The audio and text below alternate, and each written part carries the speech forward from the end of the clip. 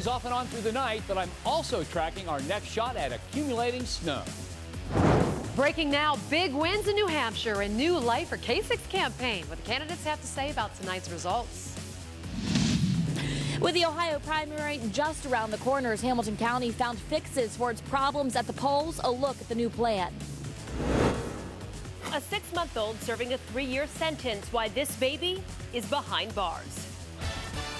Fox 19 Now begins with breaking news. That's right, several breaking stories right off the top. Good evening to you. I'm Tricia Mackey. We begin in Blue Ash, the scene of a police chase tonight.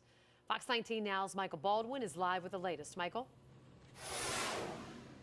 Yeah, Tricia, that police chase just ended maybe about 25 minutes ago. It ended right around here as one of the suspects came through this backyard here. You can see some of the snow prints here. He was chased by a police dog as well as police. Now, what we understand is it all started with a home break-in. The chase started on Cook Street. An alert police officer noticed 2 people trying to break into a home. What's not clear is if the homeowner was home at the time. We know that Blue Ash police were out here as well as Montgomery police, and they chased those 2 suspects. One of the suspects was caught on Florence, while the other will be chased, like I said, through the backyard by the canine unit. We talked to police just a short time ago, and they told us how the dog and the homeowner took a bite out of crime. How long was the chase, do you know? The first foot chase was only 3 or 4 minutes, and then the dog tracked for another probably 5 minutes after that. Excellent. Okay, all right. And you guys were able to, the victim actually was chasing the suspect as well? The victim, as I understand from Sergeant Gerhardt, did help us chase the suspect. Yeah, just to wrap that up, right over here, we understand that the homeowner who was over on Cook Street, he helped police chase one of the suspects that was caught over there on Florence. Now, we don't know the condition of the second suspect who was caught right over in this area right here where he was obviously chased by that canine, and we understand from police he was apprehended by that canine.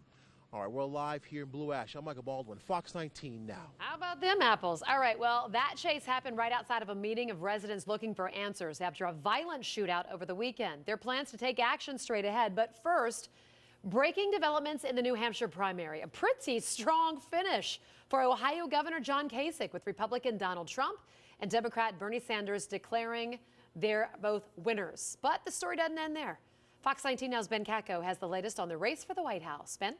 I'll tell you what, Tricia, a big one for John Kasich tonight as he does come in second place.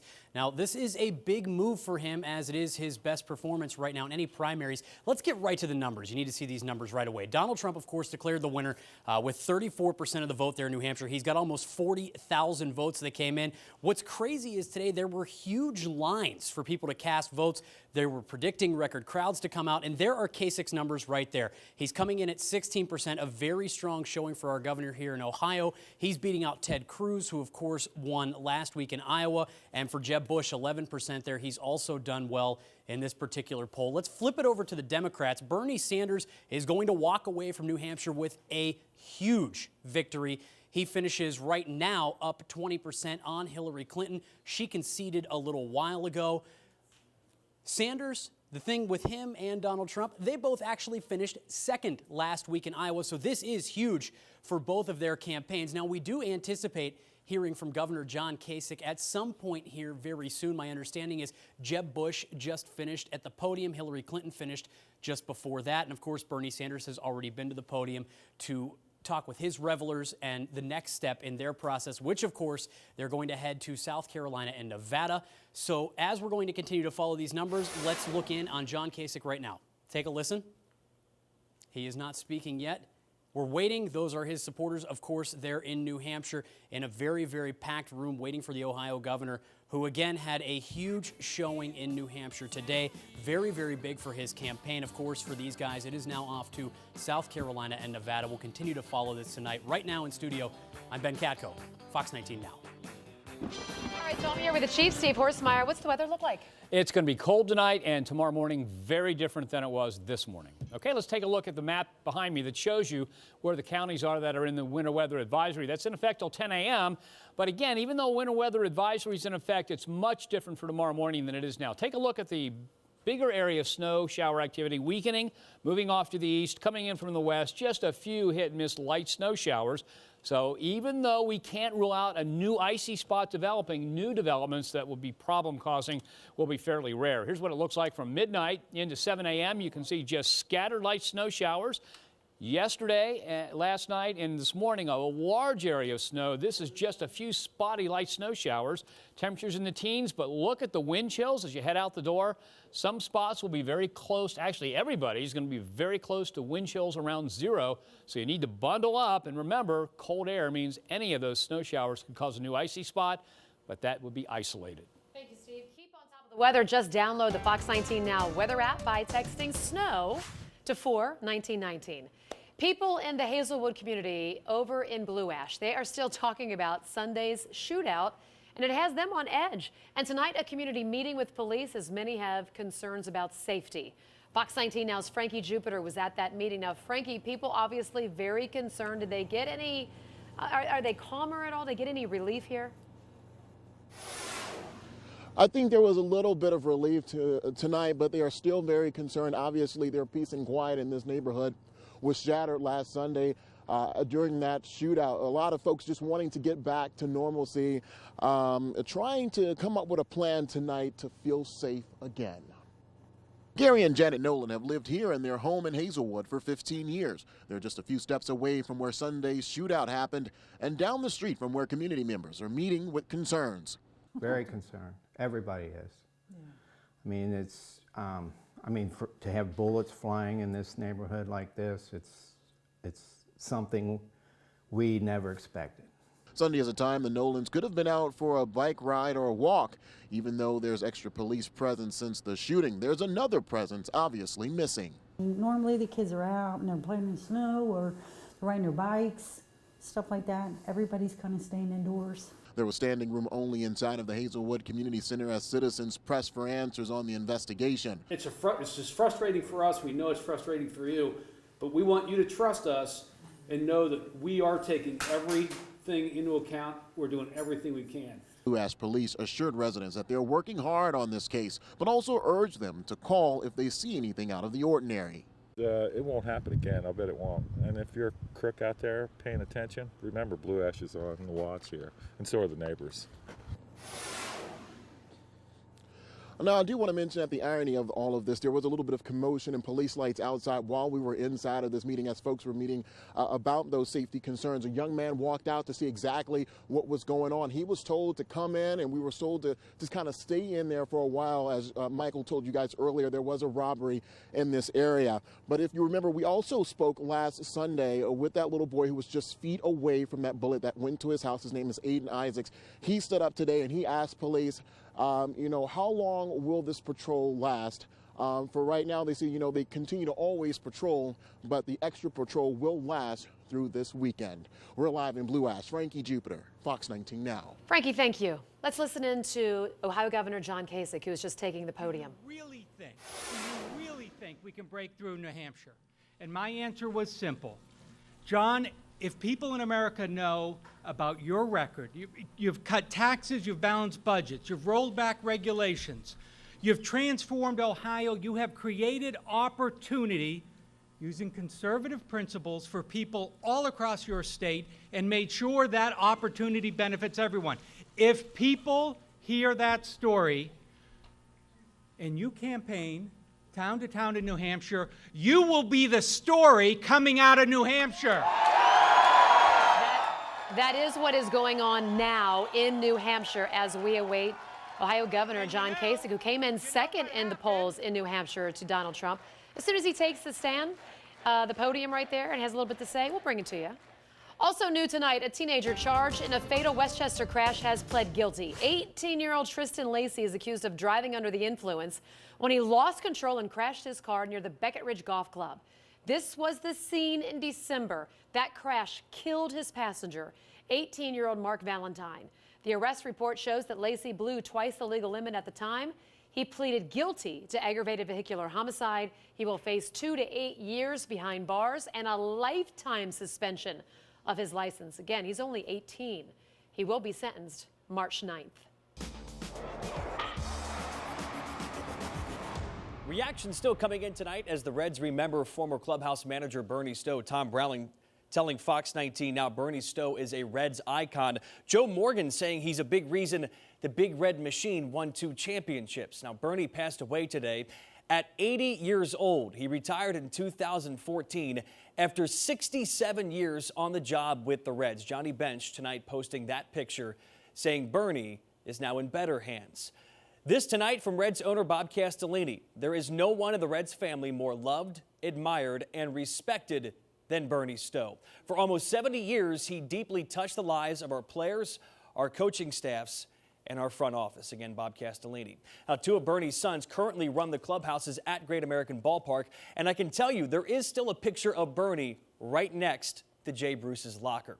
The Reds will announce funeral plans for Bernie Stowe on Wednesday. This is what's going on right now in New Hampshire. We were 1% in the national polls, and people are like, how can you ever win? And then, things are just, we're walking in a total obscurity up here. And Gordon Humphrey sends me an email, and he says, this is the hot plate that changed the world. Guys are sleeping on mattresses in the campaign headquarters, and they hold up a hot plate where they're eating their food. That's how you win elections. That's how you do it.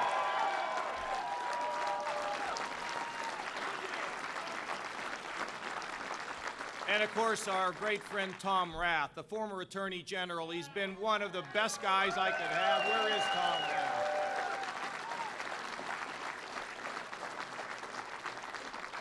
And 17 years ago. Again, you're hearing live right now Ohio Governor John Kasich, who is speaking in New Hampshire after a fantastic finish for him, coming in second to Donald Trump. The GOP top seeding in order was Trump, Kasich, Bush, Rubio, Cruz, Christie, Fiorina, Carson, Gilmore.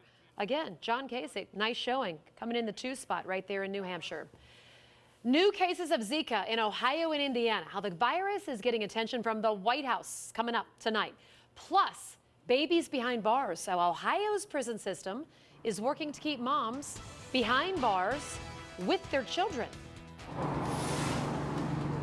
And the Ohio primary is just a few weeks away, but has Hamilton County fixed its e-poll book problems? I'll have the county's answer to that question coming up. And behind me, the snow shower activity that just does not want to go away. And with new snow on the ground, it's going to get mighty cold. How cold? The answer in the 7-day when I come back. You're watching Fox 19 Now at 10 in high definition. Sponsored by Performance Toyota. Always home of the $24.95 change.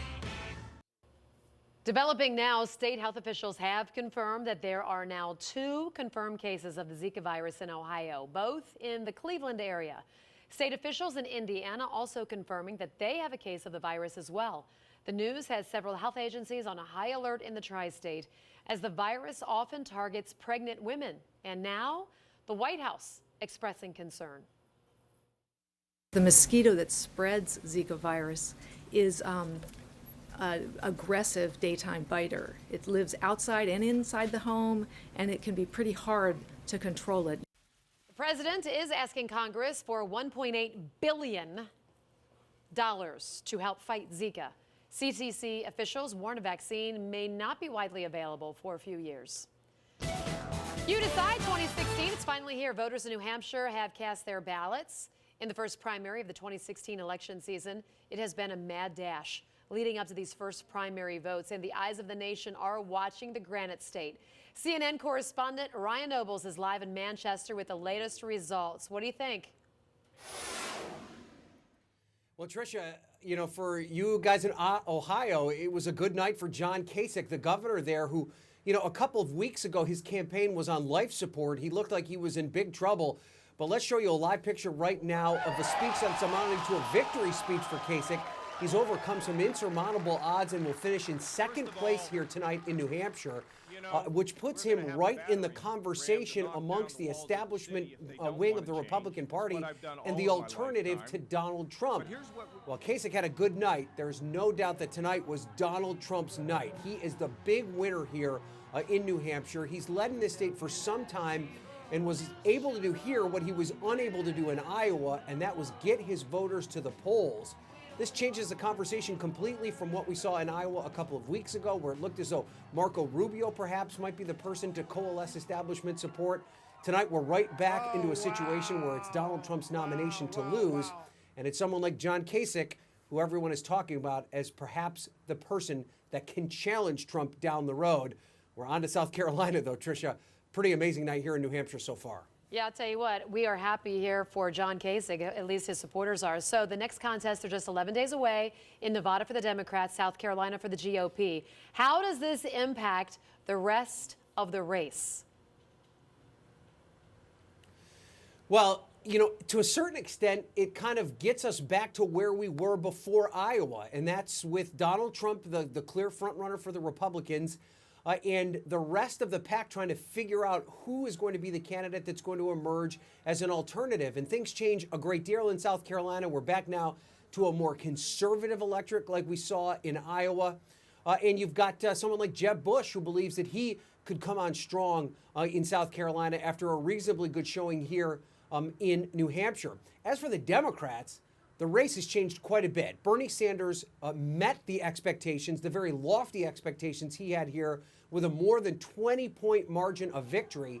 And both the Clinton and Sanders campaigns are talking about a new approach to this campaign. The Clinton team putting out a memo shortly after the polls closed here in New Hampshire, talking about a new strategy that will allow them to collect a massive amount of delegates before the end of the spring. While the Sanders campaign no longer talking about picking out certain states where they think they have an advantage to try and steal away delegates. They want to go for a 50-state strategy against Hillary Clinton and be competitive everywhere she is. Tricia? Ryan Noble is live for us in Manchester, New Hampshire tonight. Thanks so much for that. We appreciate it. So in just a few weeks, Ohio voters will head to the polls for the primary. Hamilton County election officials are hoping it's a much smoother process than the November election, which included technology and training issues and even a court order to keep those polls open late. You remember that? Our Megan O'Rourke is live tonight to tell us what changes have been made to avoid those same issues come March 15th. Megan? Well, good evening, Tricia. Yeah, I talked with the director here at the Hamilton County Board of Elections earlier tonight, and she tells me they've been looking ahead to March for the last 3 months, identifying issues, finding solutions, basically anything they could do to avoid a repeat. I'm not really sure what the problem is, but I can go ahead, I can take all the information down since we implemented some new equipment. Frustrated voters flooded the Hamilton County Board of Elections phone lines last fall after a day at the polls plagued with problems. It's important to note that although some voters did have problems last November, 200,000 voters were checked in on the e-poll book last November. How many were not? I would say approximately 10,000 had difficulty. A number that Hamilton County Board of Elections Director Sherry Poland tells me she expects to be much lower in March because of a slew of changes, mostly centered around the use of e-poll books, which when working properly, she says, can shave more than 2 minutes off the average voter registration time. The tablets were brand new in November, and she admits not everyone was ready. Now, all 2,700 poll workers will receive at least 3.5 hours of training. There will also be 120 troubleshooters to assist, compared to November, when there were just 50.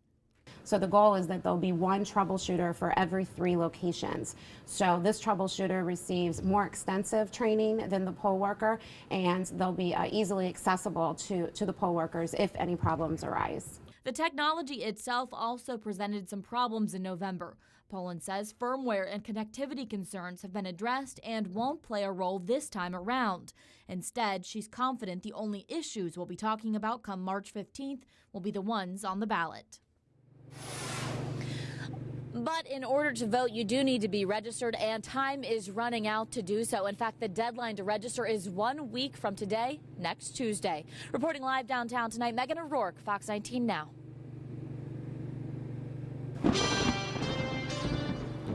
Well, good evening, everyone. You're looking live at the Metro Parks of Butler County camera up in Westchester. 19 degrees right now. Winds out of the northeast at 11, 18 now. Take 5 or 6 off that. That gives you the morning temperature. Notice how effective snow cover is at reflecting the available light. So for this time of night, you can actually see quite a bit more than you would without the snowfall. Here's what it looks like on the satellite radar loop. Again, we go from more steady snow shower activity we've had today and especially this morning to hit and miss spotty light stuff, which shouldn't cause much if anything, in the way of new problems for tomorrow morning. But any snow shower could cause a brief icy spot. For that reason, we still have the winter weather advisory in effect until 10 a.m., but just hit and miss stuff. Hillsboro over to Newmarket, to Dodson, to Fayetteville. A little bit heavier snow right now that's pushing off to the east. We'll move through the Hillsboro area and out of Highland County within the next hour or so. Head a little bit south, Adams County, the eastern part of Brown County, across the river into northern Kentucky, some scattered snow shower activity that's more widespread. It's pretty much out of Mason County now. Old Washington's dry. Maysville still have a few minutes of snow to go, and then it moves through Lewis County and out of the Fox19 Now viewing area. Temperatures right now in the 20s and upper teens around the tri-state with wind chills in the single digits. Pretty much the same tomorrow. Wind chills much of the day in the single digits. Temperatures in the 20s with a few snow showers in the area, but just hit and miss spotty snow showers. Nothing really big. 7 a.m., just a few scattered snow showers in the tri-state. Maybe a few spots with a new problem, but new problem's kind of a rarity. As we go through the day, temperatures stay in the 20s at best, and you see the clearing beginning to come our way. With new snow cover on the ground, with clearing coming our way, it's going to get much colder than this. As a matter of fact, when you see the 7-day forecast for Thursday morning, I've got it much colder than 15 degrees. So your 7-day forecast looks like this. We're talking about a low tonight down to about 13. Some spots a little colder than that. 21 the high tomorrow. 8 the low for Thursday morning. The high 23. 9 and 28 for Friday. I've got a low of 10 in the forecast for Saturday morning with a high of 22. New cold air comes in. We should bottom out around 3 Sunday morning. A high of 22. Now, don't forget, Sunday is Valentine's Day. Much too cold to be in the doghouse, so don't forget that, guys. And as far as Monday goes, it's President's Day, a low of 20, a high of 39, 23 and 36 for Tuesday with some flurry activity. We'll have to watch Monday. Monday could be a problem with a little rain and or snow or maybe even some ice. Tricia? Good deal. More fallout for Johnny Football. What a new report says about the Browns' actions on their star after the break. Just a stupid prank that he did that's now turning into this. Yeah, an alligator. That alligator thrown through a drive-through window? The bizarre story coming up. I'm Kara Sewell. Born an inmate, why some Ohio babies are spending their first 3 years in a prison cell. A new report about Johnny Football and accusations the Browns tried to cover up his alleged bad behavior. 2 cases of Zika virus in Ohio and another in Indiana. What hotels and airlines are doing to help you manage your vacation plans around that virus. A 6-month-old serving a 3-year sentence, why this baby is behind bars. Several of our emergency service operations did come to Louisville International Airport on a suspicious package. That suspicious package shutting down the security at the Louisville airport for nearly 3 hours this morning. And it turns out it appears there was never a threat. We don't know what the package was or what prompted the security scare. The FBI, who assisted local authorities, say they believe the device was rendered safe and there was no indication of anything illegal. Today, Johnny Manziel dominates the headlines once again. This after reports that the team covered for him when he came to practice drunk. You listen? You listening to this? I don't know. The new report takes a shot at the Browns organization with a serious claim about Johnny's late season concussion. The NFL Network reporter also takes aim at the independent neurologist who put Manziel in the concussion protocol. And Johnny, of course, kept raising red flags that final week of the season by blowing off treatment to party in Las Vegas. The Browns, they have denied lying about Manziel's condition. This is all in the wake of reports Manziel beat his girlfriend. Cincinnati police have 3 newly appointed assistant police chiefs and 1 executive assistant chief. Here they are: Michael John, Paul Newdigate, and Teresa Thiegeet are all new assistant chiefs. David Bailey, who was a former assistant chief, will now serve as the new executive assistant chief, a position current police chief Elliot Isaac held. Chief Isaac says he wanted them all in position before the summer months. Now a story you're only going to see on Fox19 Now. A local teacher honored after his quick action saved the life of a student. Joseph Dupps, a teacher at Indian Hill, performed the Heimlich maneuver on a student after he choked on a pretzel. It happened last month, and tonight Dupps was called a hero, and he was recognized by the Indian Hill School Board. It's a very big honor. I appreciate everything from Indian Hill, Drew's parents, Drew, and just being a part of this was a great experience. but I'm glad that he was safe more than anything. That's what I did for.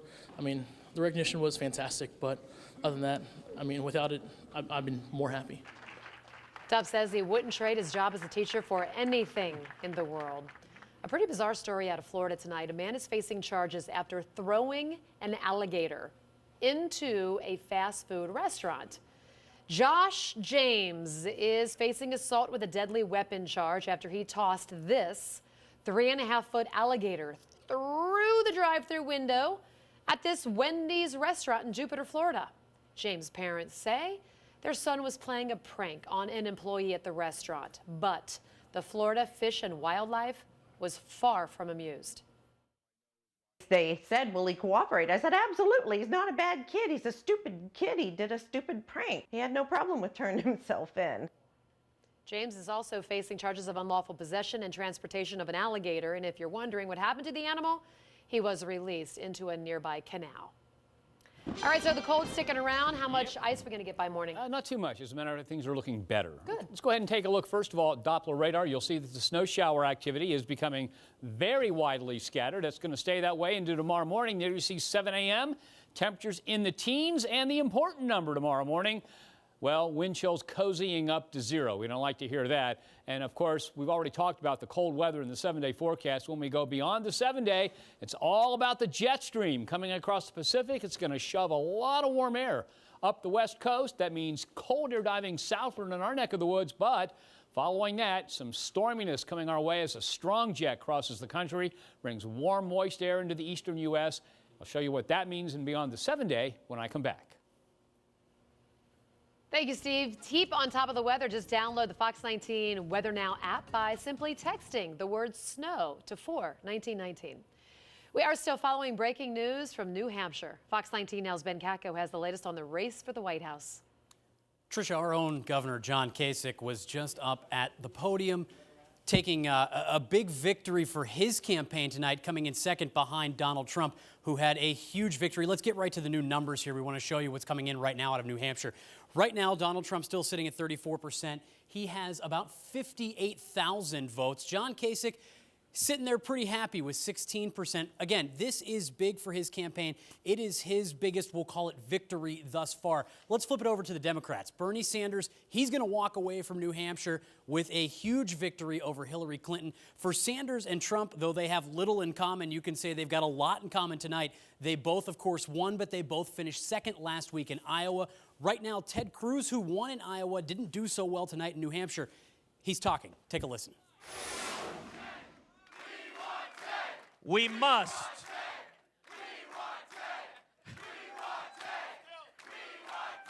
We must defend the Constitution.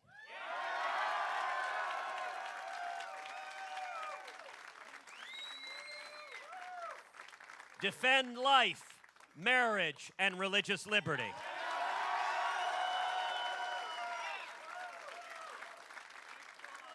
And always defend the Second Amendment right to keep and bear arms.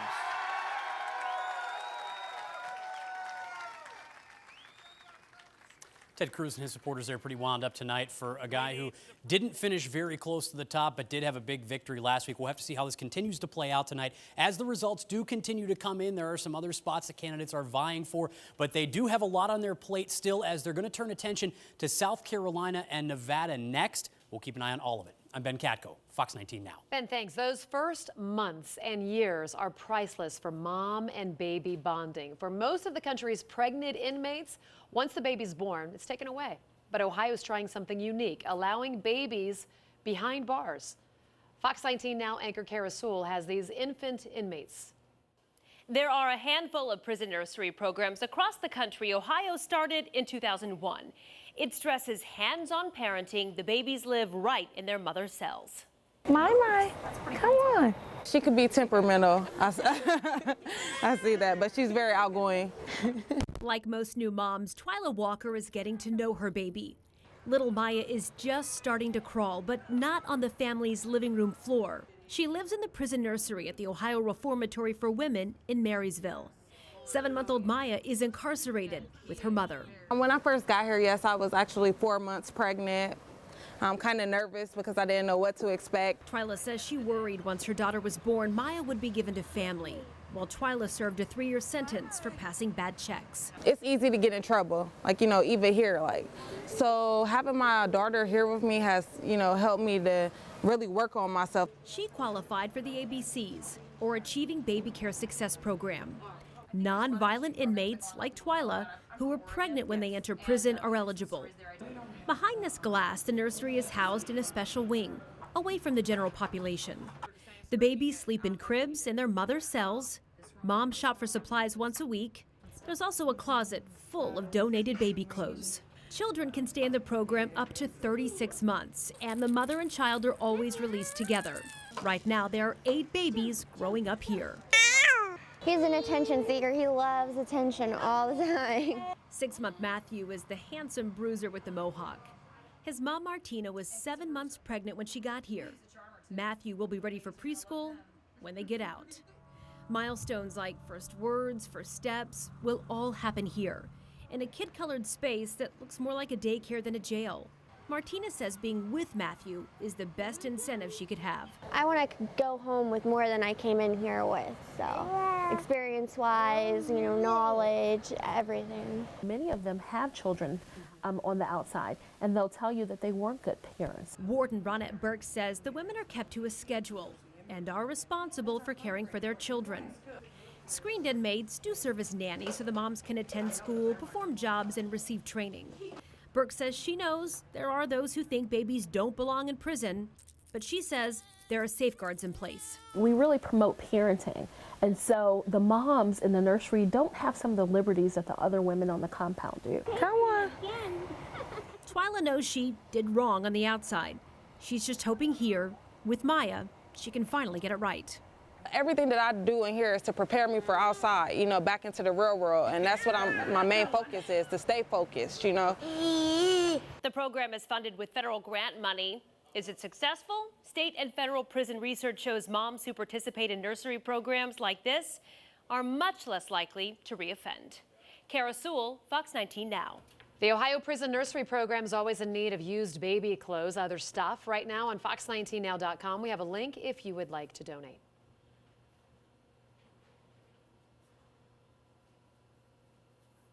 Still ahead, what you need to know if you want to cancel a trip because you're worried about the Zika outbreak. And a huge night of local college hoops. Joe D's here with what's coming up. If your favorite team is either UK, UC, or Xavier, they played tonight. You couldn't watch them all, but we did, and Xavier ran into a buzzsaw out at Creighton. Highlights coming up as the news continues. Hurricanes aren't the only thing that could wreck your tropical vacation. That Zika outbreak is now changing a lot of families' plans. Simply Monday's Nathan Backrack is here with some advice for nervous travelers. Concerns about the Zika virus grew today with news of confirmed cases now in Ohio and Indiana. So if you have a trip planned to an area that's home to a Zika outbreak, what should you do? The World Health Organization has declared the Zika outbreak a public health emergency because the disease can cause serious birth defects if pregnant women are infected. The CDC has issued warnings for 30 areas, including Puerto Rico, Mexico, Jamaica, and the U.S. Virgin Islands, all hotspots for American tourists. So first, some good news. Most major airlines and cruise lines are easing their travel change policies for pregnant travelers who have already made their reservations. Big hotel chains are likely to also work with you too, but smaller hotels or private rental homes might be a little trickier. Here's the Simply Money point. The CDC's warning is clear, so use that as an argument for canceling your reservation. If you're pregnant, call and explain that your doctor has warned that you are not to travel to that area. For Fox 19 Now and Simply Money, I'm Nathan Backrack. Well, on the Weather Now app, we call it the Weather Center in the palm of your hand. All you've got to do is tap certain spots, and this one will tell you the winter weather advisory right there. Continues in effect until 10 a.m. tomorrow morning. We'll talk about why that is and what it means for your morning travel. In addition, we go beyond the 7-day when I come back. Fox 19 Weather Now is sponsored by Toyota. Let's go places. Breaking news right now out of New Hampshire, Governor Chris Christie is heading home to New Jersey to, quote, take a deep breath and take stock of his presidential bid. This could be the end after a couple of poor performances in both Iowa and tonight in New Hampshire. So far, he is not officially ending his campaign. We will keep you posted. This is Fox 19 Weather Now. Good evening, everyone. You're looking live at downtown Cincinnati on the overhead door of Northern Kentucky camera. In the city, it's down to 19 degrees. Winds out of the west at 12. That puts the wind chill down into the single digits above zero. We are in for a cold, cold start to your morning. Let's go ahead and take a look at the satellite radar loop. And if you looked at this last night, 24 hours ago, there was a large area of snowfall that was fairly heavy in spots, but very widespread. Now we've down to scattered snow shower activity, and that's exactly what's coming our way for the remainder of the night. So tomorrow morning, as you head out the door, there may be a few flurries, a few light snow showers, but new problems will be rare. Much different morning tomorrow morning than it was this morning. Take a look at the temperatures already.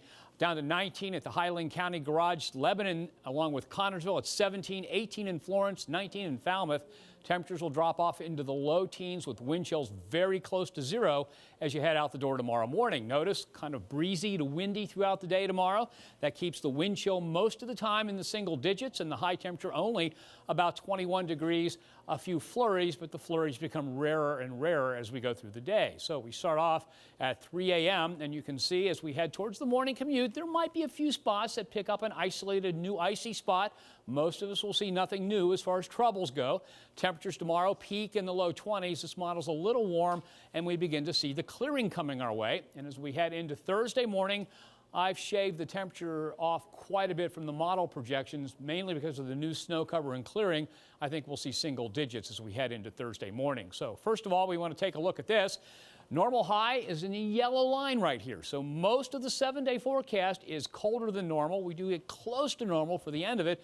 And then when we go beyond the 7-day, we're varying quite a bit, but we're at least closer to the normal temperature. So when we get to the 7-day forecast, what you're going to see here is that we've got a little bit of activity, but not a great deal of activity. So snow showers tomorrow, partly cloudy on Thursday, morning lows 8, 9, and 10 for Thursday, Friday, and Saturday. For Sunday, Valentine's Day, we may go into some snow at night, but not until late at night. Look at the morning low, 3, the high 22, 20 and 39 for President's Day on Monday with a little bit of rain, snow, or maybe ice. And then we're talking about clearing skies on Tuesday. The high temperature finally makes it up to about 36. And when we go beyond the 7-day forecast, we are watching for the possibility of maybe some spring-like thunderstorms. But as we head towards the end of the month, we are talking mainly about temperatures not too far from normal. So maybe we're digging our way out of the deep freeze. Picture the weather this evening. Thought you'd love to see this. Take a look at that. A cardinal sitting on a branch. I'd like to thank Melanie Munitz for adding a little color to an otherwise monochrome day. Fox 19 Now Sports Desk, driven by Kerry Chevrolet. I'm out here tonight with a prop. This is the Xavier Media Guide, and on page 3 is the season schedule. 7 games left before the tournament, and not one is a gimme. Xavier is top 5 of the country. Creighton is around 100, and X is only a 1-point favorite. That's how hard it is to win at Creighton. It's even harder when you're down 21-4. But Xavier made its run. J.P. Macura. X would get it to 5, but here's a big problem. Xavier took 21 threes and only made 1. Maurice Watson dismantled Xavier's defense by himself. He scored 32. It's Xavier's 3rd loss this season. X loses by 4 on the road. Honestly, might as well just leave the lights off if you're Central Florida. That looks cool. The court does not look cool. Shaq Thomas still doesn't look right on that bad ankle, only played 3 minutes. It meant more minutes for Kevin Johnson. And KJ and Farad Cobb both hit 3 threes. UC made 10 three-pointers, good minutes from Kevin Johnson, and UCF only scored 21 second-half points. But the court looks good. Bearcats by 18.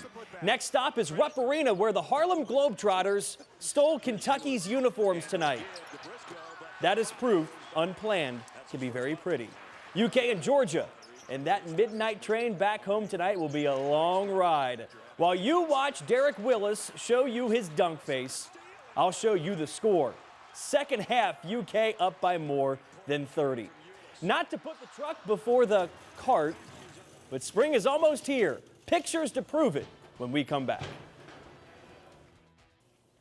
We're back with backpacks full of baseball stuff at the ballpark. There's Mr. Red. And here comes Mark Stowe doing what the Stows always do. That's lugging around lots of heavy equipment. This truck full of spring training equipment heads west on Wednesday. Now, we told you Mark and the Stowe family lost Bernie Stowe today. Tom Browning tonight told us his favorite Bernie quote: "Sign the lampshade and get your name in lights." The former clubhouse manager died today at 80 years old. The play you need to see from Miami's game tonight, Eric Washington playmaking for Rod Mills in a tie game in the late seconds. Now, the St. X grad made the first, but missed the second, and as you'll see, Western Michigan's last-second chance to beat Miami misses. That's 3 out of the last 4 in the W column for Miami. Kentucky Speedway's GM on the mic today downtown. NASCAR starts Sunday right here on the big 1-9. Ben Rhodes, the kid from Louisville, right there, will ride the Truck Series at Daytona. The GM of the big track in Sparta says the repaving and the new banking will be finished on time in June. Cute kid. Happy Mardi Gras, everybody. Right now, thousands have taken to the streets of New Orleans, celebrating the last hour of Mardi Gras season. It's Fat Tuesday, tomorrow Ash Wednesday, and the beginning of the period of Lent for Catholics around the world. On Bourbon Street, the party will likely be going on all night long. Where are we going? Woo! We're going to go home. Are we going to be hitting any ice or anything? No, it looks a few snow showers, but nothing big. Overnight should be fairly uneventful. Check out all the school delays and the closings on our website, fox19now.com. Night, everybody.